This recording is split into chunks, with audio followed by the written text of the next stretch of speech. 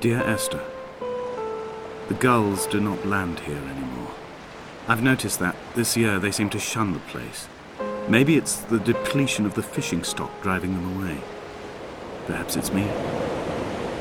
When he first landed here, Donnelly wrote that the herds were sickly and their shepherds the lowest of the miserable classes that populate these Hebridean islands. 300 years later, even they have departed.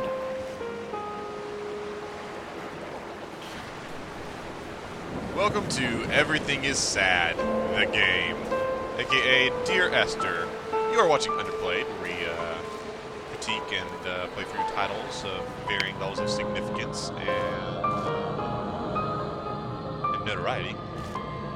Dear Esther is a game that it's very polarizing.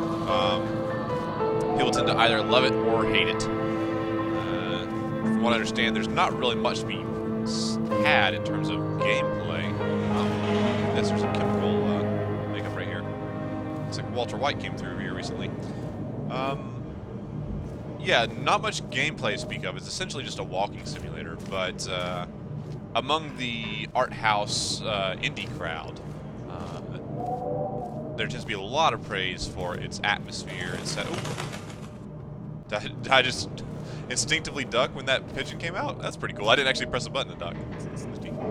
But yeah, the narrative of this, the storytelling function that they use, is really where it gets all of its acclaim. Some people feel that it's pretentious, I believe. I'm not sure. I'll have to play it and find out. I think that the argument that something is pretentious is kind of a flimsy one. I mean, who's to say what the line is between somebody, trying to legitimately make an artistic statement versus, someone's just rehashing ideas they think will make them look smart. The environment's very detailed here. It's super pretty. You can see islands off in the distance there. The sky's very pretty. Looks like we have an option of 2 paths. We're going to take the high and narrow. Carrying on my tradition with Underplayed, I've done definitely not enough research on this game before installing it. But from what I understand, it actually started off as a Half-Life mod. And later on, it got a Steam release or something. Like they went back and developed it into what we have here. Oh. Well, it appears I cannot take the high road. Can I slide down this? Let's find out. Or can I just sneak over here? Can I jump? Is there a jump one? Go out this far. Ah, okay. Just have to avoid that. Alright. So we Donnelly reported the legend of the hermit, a holy man who sought solitude in its most pure form. Allegedly, he rode here from the mainland in a boat without a bottom, so all the creatures of the sea could rise at night to converse with him. How disappointed he must have been with their chatter. Perhaps now, when all that haunts the ocean is the rubbish dumped from the tankers, he'd find more peace. They say he threw his arms wide in a valley on the south side, and the cliff opened up to provide him shelter. They say he died of fever 116 years later. The shepherds left gifts for him at the mouth of the cave, but Donnelly records they never claimed to have seen him. I have visited the cave and I have left my gifts, but like them, I appear to be an unworthy subject of his solitude. Okay, so we've started in media res. We don't really understand the full setting that we're in right now. Definitely have some kind of narration going on. Not really sure what the significance of that is yet. I can't seem to exit here. Seems to be an invisible wall. Okay. But as you can see, there's a little bit of water down there trailing over into another cave. I like the visual storytelling that we're seeing up front. This place is very stark, but the first thing you see is that coast with the lighthouse way in the distance, and immediately that beckons you towards it. You start off and you don't need Sergeant Price coming in over the comm to tell you, hey, get down to this objective right here. It's naturally where your eye is drawn to and where you want to go. Oh, I feel like I'm going to fall this time. Can I make it? Can I make it? No. Oh, my.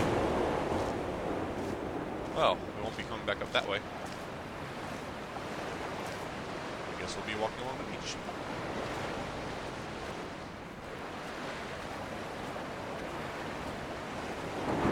It is interesting that they made sure to point out that there are no gulls or sea life of any kind around here anymore. So what's this? We have a crab cage? That's interesting. Maybe it's just some waste. No, these are definitely crab cages. Somebody put these around here. Another question to think about.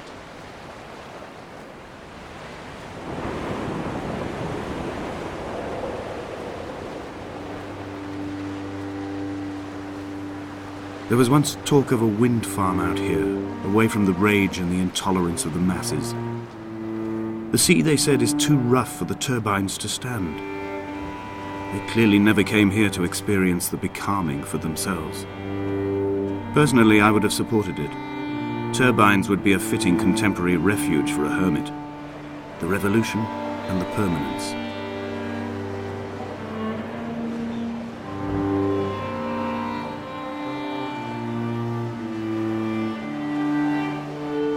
Quite a brooding score we have here. Say, what's this? Now that is interesting. That, my friends, is a Fibonacci spiral drawn in the sand. How peculiar. Fibonacci spiral, a mathematical phenomenon repeated throughout the world in designs such as the novice shell and sunflower seeds.